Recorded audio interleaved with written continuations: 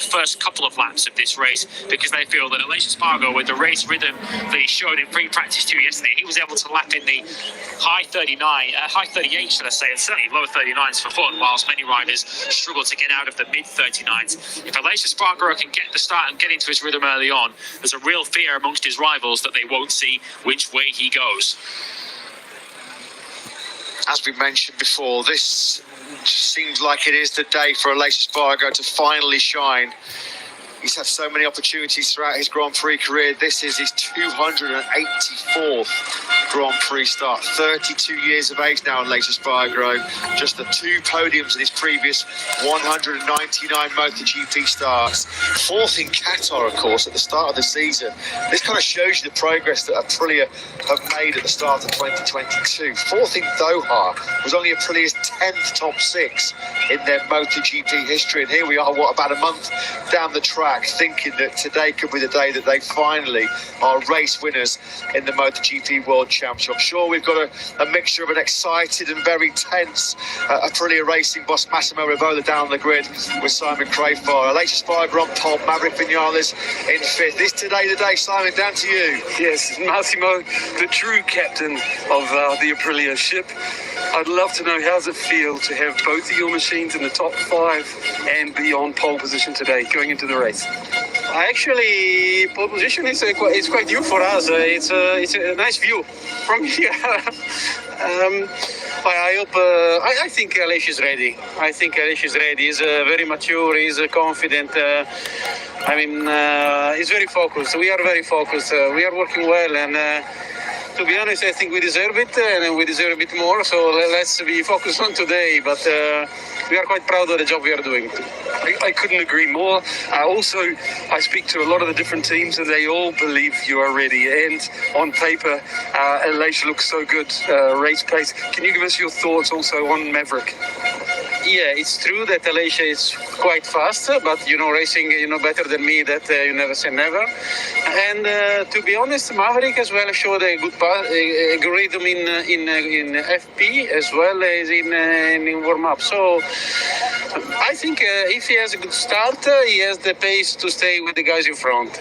Massimo, thank you for your time. A lot of people have got their fingers crossed for you today. No, me too. Thank you. A bit of a nervous laugh at the end there from Massimo Rivola. You can certainly understand why. You just saw a look at the grid a moment or two ago, and according to that sheet that we saw, certainly the initial view is that all the riders have gone to the grid on the hard front, soft rear. Marc Marquez is training hard to try and get himself back. We hope to see him again in the near future. As I say, we expect to hear in the next 48 hours or so whether we'll see him in the Grand Prix of the Americas. But just to touch upon the grid that you saw a moment ago, it's Aleix Espargaro, of course, on pole from Martin and Marini, with Pol Espargaro, Maverick Vinales and Fabio Quartararo on row 2. The Suzuki's go from row 3 with the championship leader Enea Bastianini and his closest rival Brad Binder on row 4. The factory Ducatis have to come through from row 5, and Miguel Oliveira. Suzuki's go from row 3 with the championship leader Enea Bastianini and his closest rival Brad Binder on row 4. The factory Ducatis have to come through from row 5, and Miguel Oliveira. Our team second on the grid. Also, Johan Zarco looking quite good all weekend. Can you tell us your thoughts going into today's race? We are happy about the tires, especially because it's very critical in the last races, and we are very confident about the durability of the tires, and for that is very important, especially with the Ducati. Jorge make an amazing start to the qualifying always, and we have to have a very good start and try to make rhythm. I think Aleix have a little bit more this weekend. We have to pay attention with him. Okay, one other thing, I know I agree with you, Jorge Martin did an amazing job yesterday, but he also seemed confident about the race and being able to do the pace. Do you feel the same? Yes, because the 2 crashes in the 2 first races is just unlucky, because he crashed with Pecco in Qatar and with the water in Indonesia. For that, we have to do our work in the same condition and as always, and try to do our best. Thank you, Fonzie. Good luck. Yeah, thanks to Fonzie Nieto. His men, Jorge Martin, of course, on the front row, and Johan Zarco in 9th place as we get the aerial stunt show taking place before this Tomás Rio Hondo battle. rather them than me. There's not enough money on planet Earth to get me in that aeroplane, I can assure you. It's been catching our attention, hasn't it? As it's been flying close to the paddock as we've been making our way through over the course of the weekend. Certainly no lack of talent there. We're looking at Darren Binder's motorcycle on the grid. Yeah, what's going on down there? I'm not quite sure whether there's like a sort of a few anxious faces. I think that's Frankie Morbidelli's crew. That's Stewie Miller there in the background. Ramon Facada also there involved. He's Franco Morbidelli's crew chief. Andrew Griffiths is there, the data engineer. He's also part of the Morbidelli crew. So I'm not sure if there's some kind of an issue on the grid. I don't know if you can find out, Simon. We'll quickly go down to, we can go down and find out maybe what's going on with the factory Yamaha of Frankie Morbidelli. Oh, it's Andrea Dovizioso, of course. I'm thinking about last year. So we'll go down to Mayo Brigadi with Monster Energy Yamaha boss. Yes, I promise I'll race down from here and find out what's going on down there. But Mayo, I have to say, Fabio looks fantastic, like a safe bet, it looks like, from the outside for the podium. I want to know, more importantly, your thoughts. Yeah, we have the same thought, and the pace he had even today with the really used rear tire has been good. There are many other riders that I think they are closer or same. It will be, in my opinion, very important for him to try to start very well. Maybe catching Aleix, that on the paper is the rider that has the better pace. And then we expect that maybe at the end of the race, the rear soft will drop a bit. But anyway, this is the choice that everyone took. So we expect also others will have to face with this problem. But for the rest, we are quite confident. And also talking about Morbidelli, this morning he was quite satisfied. Yesterday, I think we tried to explore a different path than usual to try to improve the braking.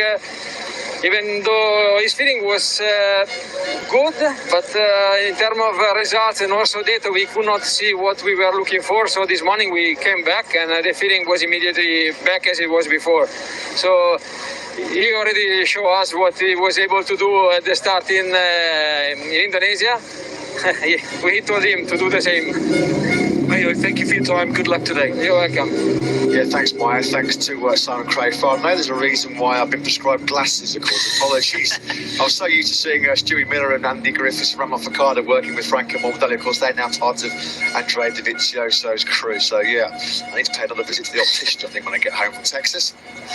Yeah, we'll see what happens with that bike, whether they've got whatever issue it is fixed with Andrea Dovizioso, who's got a pretty decent record around here. I have to be said, he's got a couple of podiums here in the past, 2 podiums back in 2015 and 2019, although he perhaps lost a potential podium in 2016 when he was taken out by his then teammate Andrea Iannone, although we'll potentially move past that because I'm sure Andrea Dovizioso doesn't want to be reminded of that particular moment. But it's an interesting race ahead for the factory Yamaha team. Fabio Quartararo going from 6th on the grid, Franco Morbidelli from 15th. Quartararo seems pretty happy with his pace, but he has to try and come through from the back of the second row. We hear it's a problem with the generator for the tyre warmers down there on the grid on Andrea Dovizioso's bike, so seemingly no great issue with the motorcycle itself.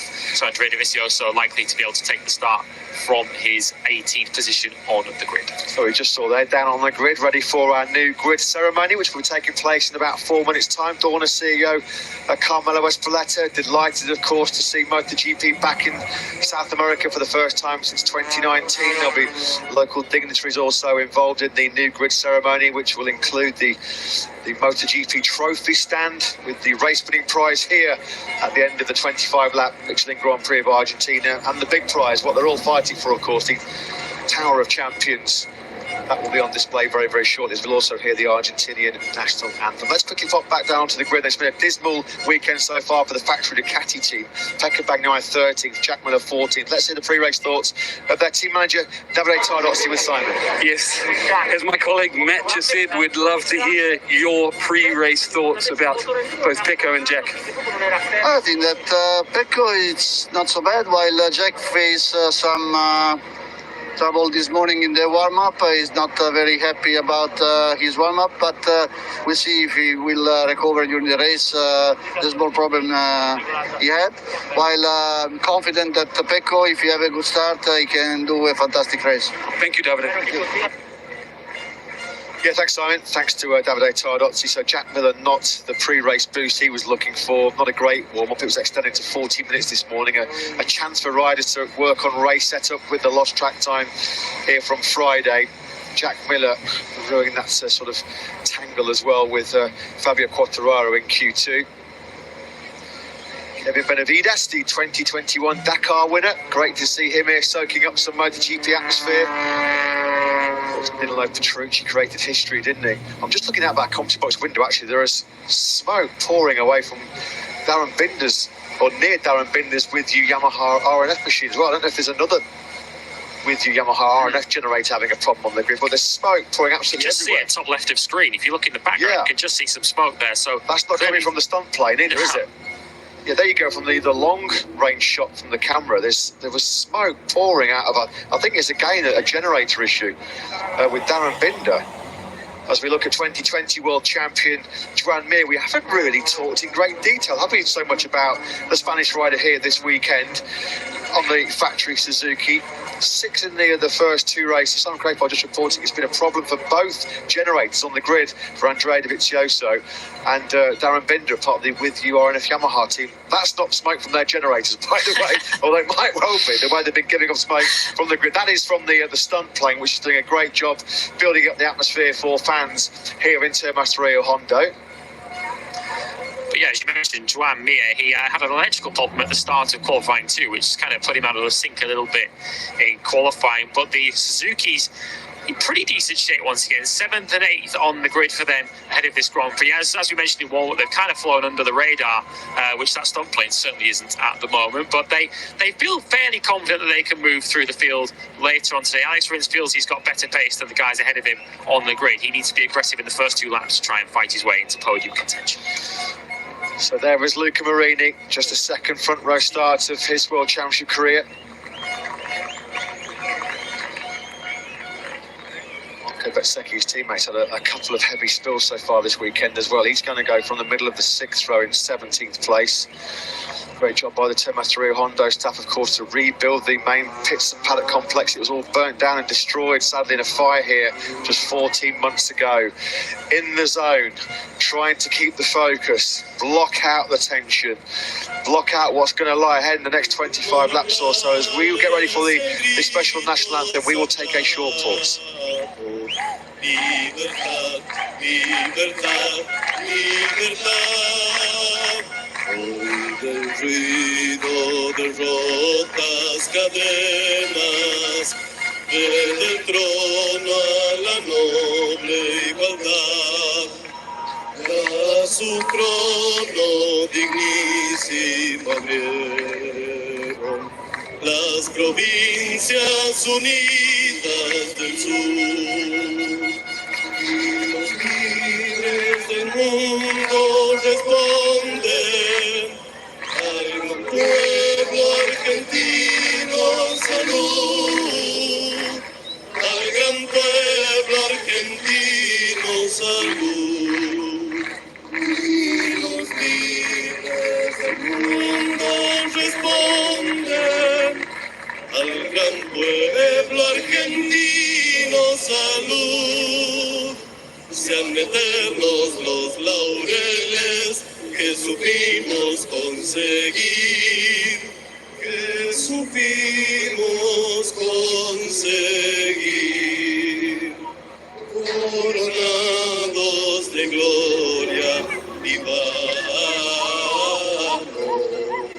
Oh, juremos con gloria morir, oh, juremos con gloria morir, oh, juremos con gloria morir.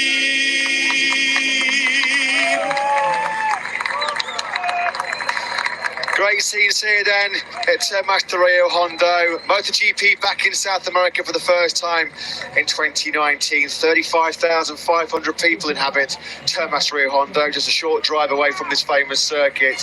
Not a lot of them have been getting much sleep as the passionate and vibrant South American fans have enjoyed our first return here in 3 years. As we mentioned, some of those officials there have done so much great work in getting this Grand Prix here back after the paddock and pits complex was completely destroyed by a fire back in February 2021. Quickly back down to you, Simon, on the grid. Livio, Livio, going into this race, I think there could be some blue on the podium. Do you? I hope. You think, I hope, and I think we both could be right because they have a good pace and it's a long race, so let's see what happens, but I really believe we can do it. Best of luck. Thank you. Yeah, best of luck to the factory Suzuki team. We'll see Alex Rins 7th on the grid, Joan Mir in 8th place. There's a support here for Fabio Quartararo. The French fans have made a long trip here to the Termas de Rio Hondo circuit. And what about this man, Maverick Vinales, a former race winner here in Termas de Rio Hondo. He won the second Grand Prix of his factory Yamaha career here in 2017 before it obviously all went horribly wrong. That relationship ending in rather acrimonious circumstances last year, but he's looking revitalised, looking revamped. A 200th MotoGP start then ahead for Aleix Espargaro. For the first time on a factory Aprilia, he will do so from pole position. Can he celebrate this milestone weekend in his Grand Prix career with his first MotoGP victory? It's his 284th Grand Prix start for the 32-year-old. He's only ever had 3 career podiums. Will he finally get to taste some race winning Prosecco? Is there a trophy going back home to Laura and to Max and Mia in Andorra next week after the Austin race in Texas? Massive tension down on the grid, the pressure building up for Aleix Espargaro. Can he finally win a race in MotoGP? Let's not lose sight of the fact as well that his brother, who we saw just a moment ago, he's also, of course, chasing his first MotoGP win. He starts from the front of the second row Honda, somewhere nearer their Qatar form than their Indonesia form this weekend. They were kind of rescued in Q1, really. All of their riders had to go through qualifying one yesterday, but Pol Espargaro and Taki Nakagami were both able to fight their way through. Nakagami managed to secure 10th on the grid, which is not a bad effort given that he was testing positive for COVID only a few days ago. Finally tested negative, got here for Saturday morning and was able to take part in the weekend. What can he do from the 4th row of the grid? The Suzukis, they're looking to attack from the 3rd row of the grid. The first 2 laps will be crucial for both Alex Rins and Joan Mir, but Aleix Espargaro is the rider they all need to catch. They all seem to think if Aleix can get into his rhythm early on, he will be able to pull away. He has an incredible pace at the front. Can Luca Marini and Jorge Martin get in front early?